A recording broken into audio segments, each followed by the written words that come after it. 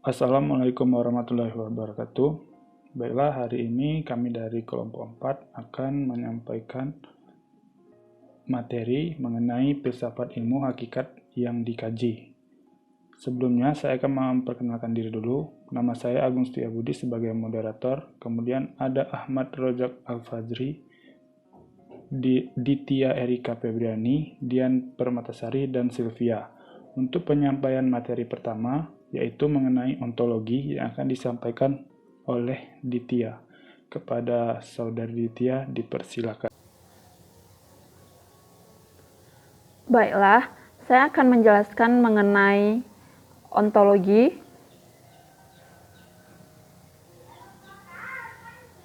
Yang pertama yaitu pengertian ontologi.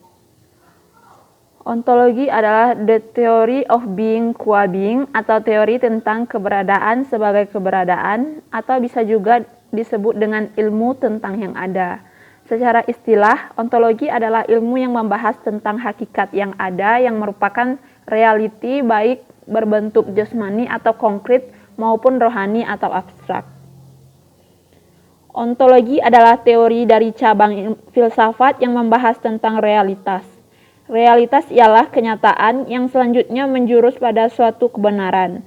Bedanya realitas dalam ontologi ini melahirkan pertanyaan-pertanyaan, apakah sesungguhnya hakikat dari realitas yang ada ini? Apakah realitas yang ada ini sesuatu realitas materi saja?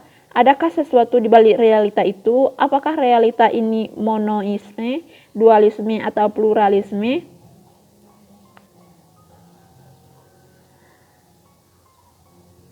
Kemudian selanjutnya, pandangan-pandangan pokok dalam pemahaman ontologi ada 5. Yang pertama yaitu monoisme. Monoisme, paham ini menganggap bahwa hakikat yang asal dari seluruh kenyataan itu hanyalah satu saja, tidak mungkin dua. Haruslah satu hakikat saja sebagai sumber yang asal, baik yang asal berupa rohani. Tidak mungkin ada hakikat masing-masing bebas dan berdiri sendiri. Kemudian yang kedua, dualisme. Pandangan ini mengatakan bahwa hakikat itu ada dua. Aliran ini disebut dualisme.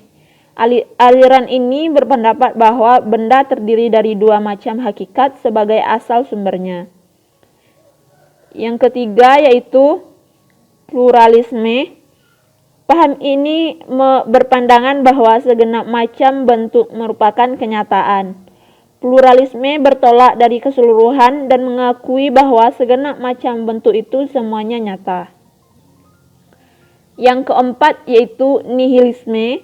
Nihilisme berasal dari bahasa Latin yang berarti nothing atau tidak ada, sebuah doktrin yang tidak mengakui validitas alternatif yang positif. Dan yang terakhir yaitu agnostitisme. Paham ini mengingkari kesanggupan manusia untuk mengetahui hakikat benda, baik hakikat materi maupun hakikat rohani. Timbulnya aliran ini dikarenakan belum dapatnya orang mengenal dan mampu menerangkan secara konkret akan adanya kenyataan yang berdiri sendiri dan dapat kita kenal. Sekian dari saya kembalikan kepada moderator. Untuk materi selanjutnya, itu mengenai metafisika. Materi metafisika akan dijelaskan oleh Saudari Dian Permatasari. Pada Saudari Dian, dipersilahkan. Baiklah, kita lanjut pemaparan materi tentang metafisika. Kita mulai dari pengertian metafisika. Metafisika berasal dari kata meta, yang artinya dibalik, atau tersembunyi, dan fisika artinya dunia yang tampak. Metafisika adalah bagian dari filsafat ilmu yang mempelajari di balik realitas. Metafisika merupakan cabang filsafat umum yang bertugas mencari jawaban tentang yang ada, yaitu filsafat yang memburu hakikat sesuatu yang ada atau menyelidiki prinsip-prinsip utama. Yang dimaksud dengan yang ada atau being adalah segala sesuatu yang ada dan mungkin ada. Adapun mengenai yang ada itu dibedakan menjadi 3 macam. Yang pertama, ada dalam objektif atau ada dalam kenyataan. Artinya, dapat diketahui dengan panca indera manusia. Yang kedua, yaitu ada dalam angan-angan atau ada dalam pikiran. Dan yang ketiga, yaitu ada dalam kemungkinan. Ilmu pengetahuan dan pemikiran manusia melewati 3 jenis tahapan, yaitu yang pertama disebut dengan abstraksi pertama, yaitu fisika. Menggariskan bahwa manusia berpikir ketika mengamati secara indrawi. Dengan berpikir, akal dan budi kita melepaskan diri dari pengamatan indrawi, tentu yaitu materi yang dapat dirasakan. Dari hal-hal partikular dan nyata, ditarik daripadanya hal-hal bersifat umum. Itulah proses abstraksi dari ciri-ciri individual. Yang kedua yaitu abstraksi kedua, yakni matematis. Ini terjadi ketika manusia dapat melepaskan diri dari materi yang kelihatan. Itu terjadi kalau akal budi melepaskan dari materi hanya segi yang dapat dimengerti. Ilmu pengetahuan yang dihasilkan oleh jenis abstraksi dari semua ciri material ini disebut matesis. Dan yang ketiga adalah abstraksi ketiga, yakni teologi atau filsafat pertama. Dengan mengabstrak dari semua materi dan berpikir tentang seluruh kenyataan, tentang asal dan tujuannya, tentang azas pembentukannya, bersifat teologi, azas pertama dalam mendapatkan hakikat realitas dan sebagainya. Pemikiran atas azas ini menghasilkan ilmu pengetahuan yang disebut teologi atau filsafat pertama. Akan tetapi, karena pengetahuan ini datang sesudah fisika, maka tradisi selanjutnya disebut metafisika. Sekian penjelasan materi dari saya. Saya kembalikan kepada moderator. Terima kasih Saudari Dian. Kemudian akan dilanjutkan oleh Saudari Sylvia masih mengenai materi metafisika. Kepada Saudari Sylvia, saya persilakan. Baiklah, saya akan melanjutkan mengenai metafisika. Menurut Profesor Bedelgaard, ontologi dan metafisika tersebut dibedakan dalam objeknya. Jika objek tersebut dapat ditangkap oleh panca indera, maka akan digolongkan ke dalam ontologi. Sedangkan, jika objek tersebut tidak dapat ditangkap oleh panca indera, maka akan digolongkan ke dalam bidang metafisika.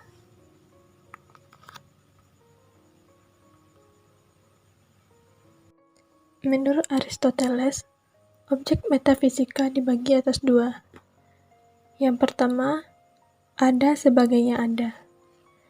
Ilmu pengetahuan mengkaji yang ada itu dalam bentuk semurni-murninya, bahwa suatu benda itu sungguh-sungguh ada, dalam arti kata, tidak terkena perubahan atau dapat diserap oleh panca indera. Metafisika ini disebut juga dengan ontologi. Yang kedua, ada sebagai ilahi, keberadaan yang mutlak yang tiada tergantung pada yang lain, yakni Tuhan. Ilahi berarti yang tidak dapat ditangkap oleh panca indera.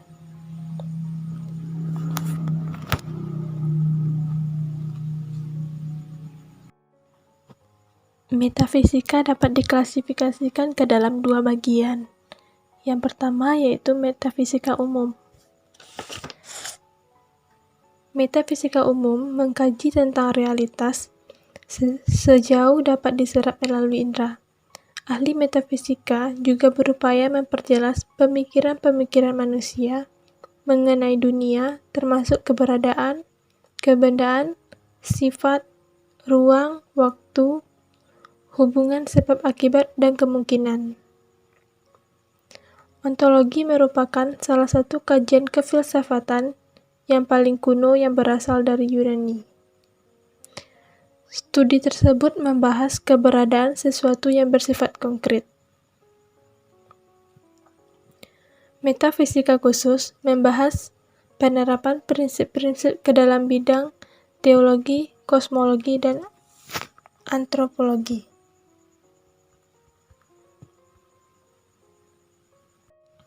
Metafisika khusus mengkaji tentang realitas yang tidak dapat diserap oleh indera. Metafisika khusus terdiri atas teologi, yang mana teologi adalah cabang filsafat yang merupakan bagian dari kajian metafisika. Teologi merupakan pemikiran filosofis tentang persoalan ketuhanan. Yang kedua yaitu kosmologi. Kosmologi yaitu terkait dengan pokok yang dibicarakan, biasanya membicarakan tentang filsafat alam. Yang ketiga yaitu antropologi. Berasal dari kata Yunani, anthropos yang berarti manusia. Antropologi merupakan bagian dari kajian metafisika yang membicarakan soal hakikat manusia. Sepanjang sejarah filsafat, persoalan manusia terus-menerus dicoba untuk diungkap. Telah banyak karya mengenai apa yang sebenarnya disebut dengan manusia itu.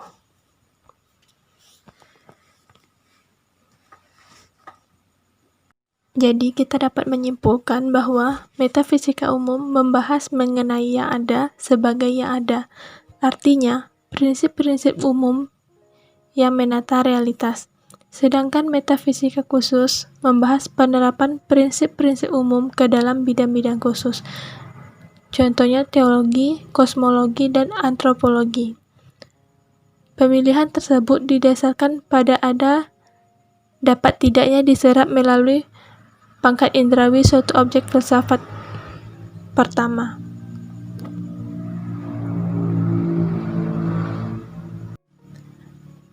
Itulah materi yang dapat saya sampaikan. Saya kembalikan ke moderator.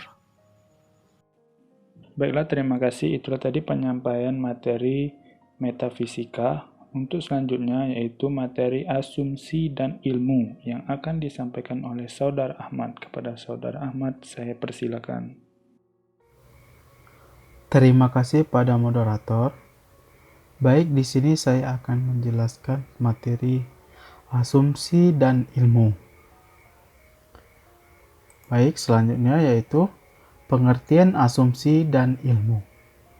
Asumsi adalah praduga atau anggapan sementara yang kebenarannya masih dibuktikan.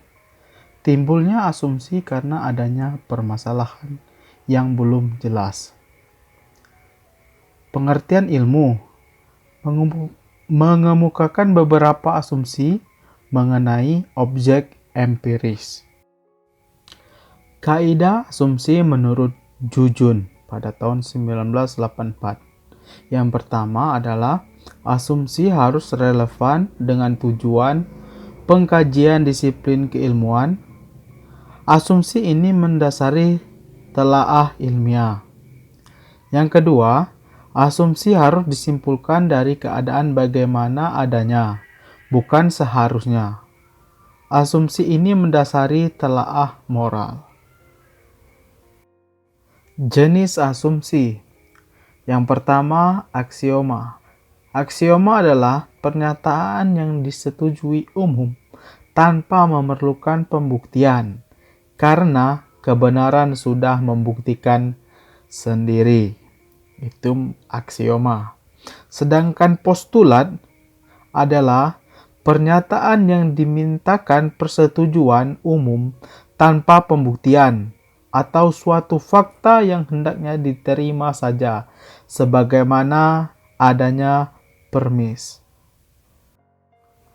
Untuk menyatakan bahwa asumsi digunakan secara tepat, perlu adanya tinjauan awal bahwa gejala alam tunduk pada 3 karakteristik, menurut Junjung pada tahun 2005. Yang pertama adalah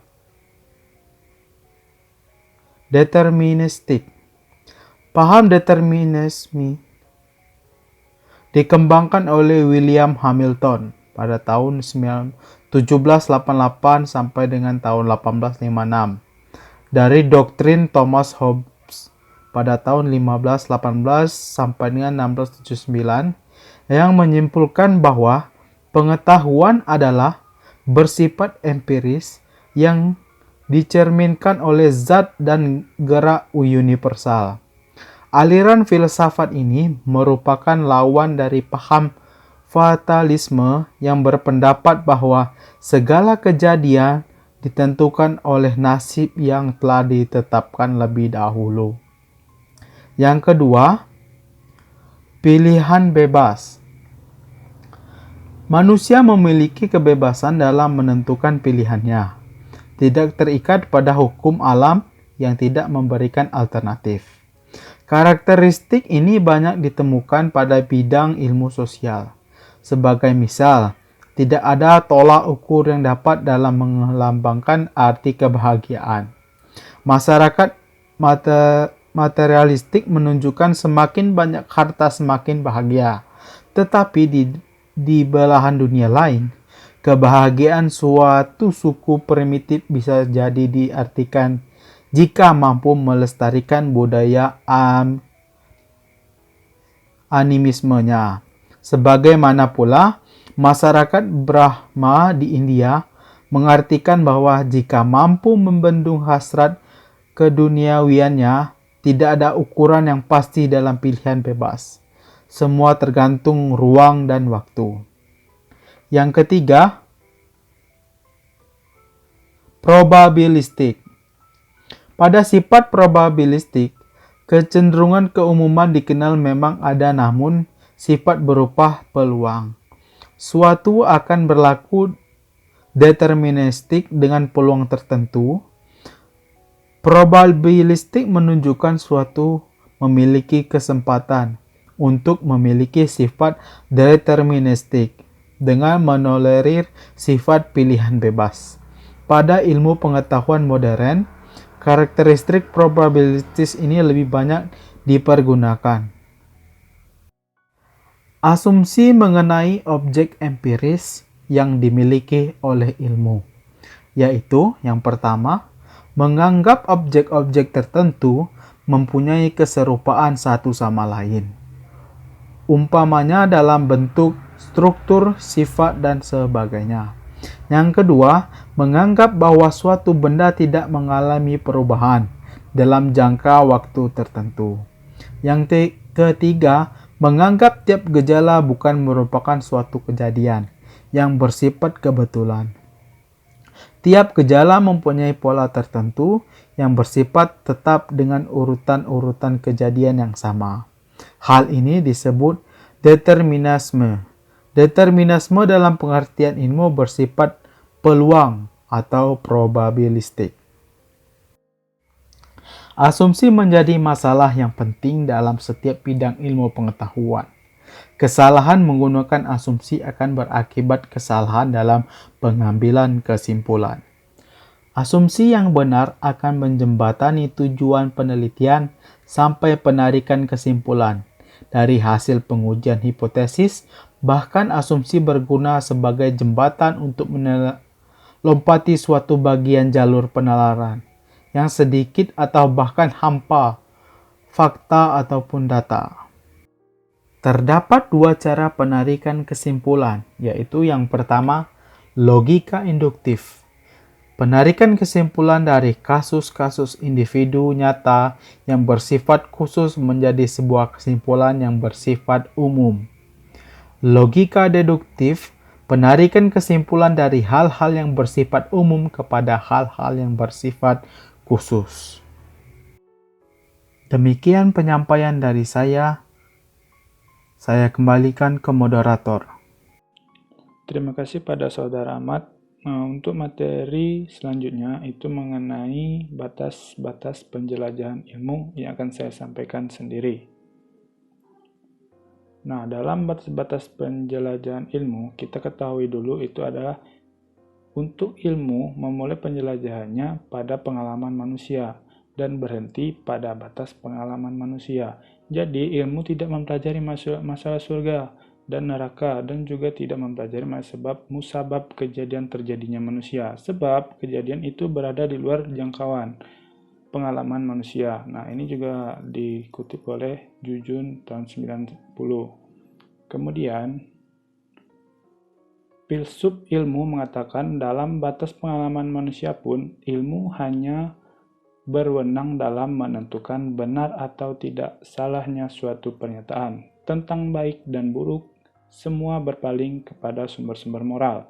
Tentang indah dan jelek, semua berpaling kepada pengkajian estetik. Batas dari penjelajahan ilmu hanyalah pengalaman. Pengalaman manusia yang dimaksud, yaitu mulai dari pengalaman manusia dan berhenti pada pengalaman manusia juga. Pengalaman manusia pada dasarnya dapat diperoleh melalui panca inderanya. Oleh karena itu, jika pengalaman diperoleh dengan melihat, maka ilmu adalah penglihatanmu. Jika pengalaman diperoleh dengan mendengarkan, maka ilmu adalah pendengaranmu. Begitu juga untuk indera yang lainnya. Ini mengindikasikan bahwa ilmu seorang mencapai batas ketika ia harus meninggalkan dunia. Baiklah, terima kasih. Itu penyampaian dari kelompok kami. Sekian dari kami. Apabila ada kata-kata yang salah dan masih banyak koreksi, kami mohon maaf. Pada Tuhan kami mohon ampun. Saya mewakili kelompok 4. Mohon pamit. Assalamualaikum warahmatullahi wabarakatuh.